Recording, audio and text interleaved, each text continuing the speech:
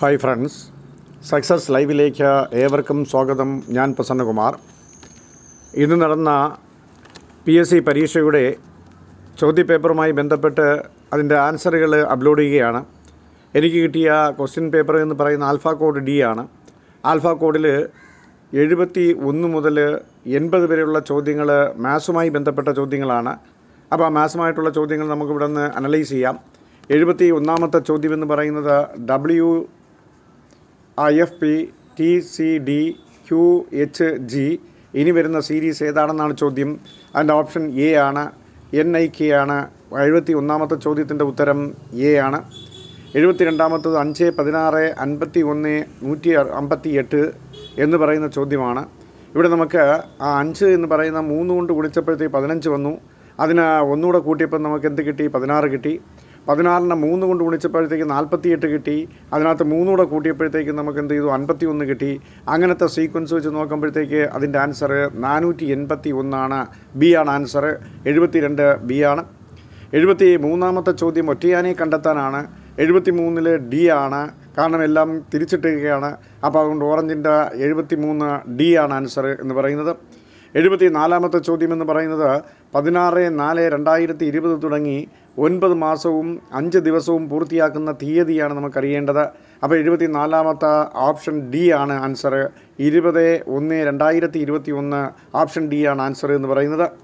75ാമത്തെ ചോദ്യം ഒരു മുറിയുടെ നീളവും വീതിയും യഥാക്രമം 10 മീറ്റർ 75 സെൻറ്റിമീറ്ററും 8 മീറ്റർ 25 സെൻറ്റിമീറ്ററുമാണ്. തറയിൽ ചതുരാകൃതിയിൽ ടൈലുകൾ പാകണം. ടൈലിൻ്റെ സാധ്യമായ ഏറ്റവും വലിയ വലിപ്പം കണ്ടെത്താൻ നമുക്ക് അതിൻ്റെ HCF എടുത്താൽ മതിയാവും.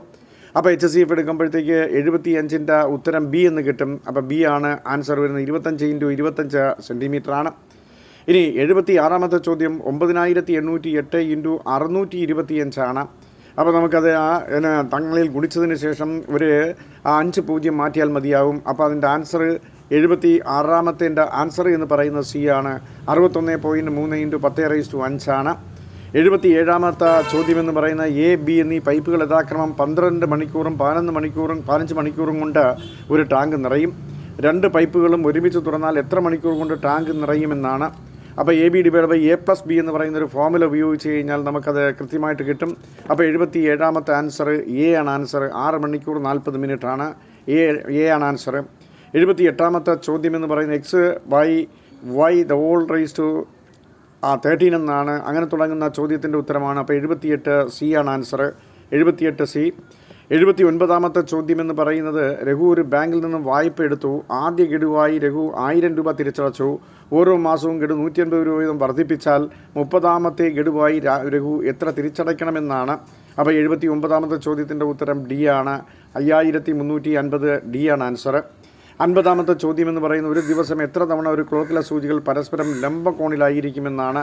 അത് 44 ആണ്. ഓപ്ഷൻ C ആണ്. 80 C ആണ്. ഇനി നമുക്ക് ഇംഗ്ലീഷിലെ ചോദ്യമാണ്. 81ാമത്തെ ചോദ്യം എന്ന് പറയുന്നത് what does the foreign phrase vis a vis mean? Vis a vis എന്ന് പറഞ്ഞാൽ ഫേസ് ടു ഫേസ് എന്നാണ്. ഇപ്പോൾ അവിടെ നമുക്കൊരു മീനിങ് വരുന്ന ഒരു വാക്കെന്ന് പറയുന്നത് ഇൻ കോണ്ടാക്ട് വിത്ത് ആണ്. അപ്പോൾ 81 C ആണ് ആൻസർ എന്ന് പറയുന്നത്. 82ാമത്തെ ഷീപ്പ് എന്ന് പറയുന്നത് ഫ്ലോക്കാണ്. അങ്ങനെയാണെങ്കിൽ ഫിഷിൻ്റെ കളക്റ്റീവ് നെയിം എന്ന് പറയുന്ന സ്കൂളാണ്. 82 D ആണ് ആൻസർ. സ്കൂളാണ്. 83ാമത്തെ ചേഞ്ച് ഇൻ ടു റിപ്പോർട്ടർ സ്പീച്ചാണ്. ഇവിടെ ആ റിപ്പോർട്ടർ സ്പീച്ചറിൻ്റെ 1ാമത്തെ A ആണ് ആൻസർ. 83 A ആണ് ആൻസർ. റിപ്പോർട്ടർ സ്പീച്ച് 83 A ആണ്. 84ാമത്തെ ചോദ്യം എക്സ്പാൻഡ് RDX ആണ്. RDX എക്സ്പാൻഡ് ചെയ്യാനാണ്. റോയൽ ഡിമോളിഷൻ എക്സ്പ്ലോസീവ് എന്നാണ്. 84 C ആണ് answer. 84 C. 85 if I have the money I will buy a new dress for you എന്നാണ് അവിടെ ചോദ്യം. അതിൻ്റെ ആൻസർ ലൈക്ലി അൺലൈക്ലി കണ്ടീഷനാണ്. 86 A ആണ് answer. 87 my mother has been living എന്നാണ്. അപ്പോൾ അതുകൊണ്ട് നമുക്ക് അവിടെ വേണ്ടത് എന്ന് പറയുന്നത് C ആണ്. Has been living. 87 C ആണ്. 88ാമത്തെ ചോദ്യം എന്ന് പറയുന്നത് ഗിവ് വൺ വേർഡ് സബ്സ്റ്റിറ്റ്യൂഷനാണ്. വൺ വേർഡ് സബ്സ്റ്റിറ്റ്യൂഷൻ എന്ന് പറഞ്ഞാൽ വൺ ഹു ലവ്സ് ബുക്സ് എന്ന് പറഞ്ഞാൽ ബൈബിളിയോഫീലിയാണ്.